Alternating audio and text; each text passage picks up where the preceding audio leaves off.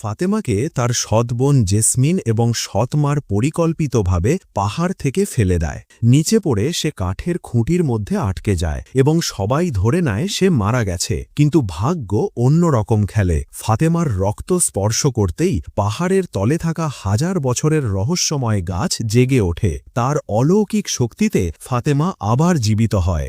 ধীরে ধীরে তার স্মৃতি ফিরে আসে এবং সে জানতে পারে জেসমিন কেবল তার বোন নয়, তার সর্বনাশের মূল কারণ। সুস্থ হয়ে ফাতেমা প্রতিশোধ ও সত্য উন্মোচনের জন্য বাড়ি ফিরে আসে। সবাই আতঙ্কিত হয়, কারণ তারা ভেবেছিল সে পালিয়ে গেছে।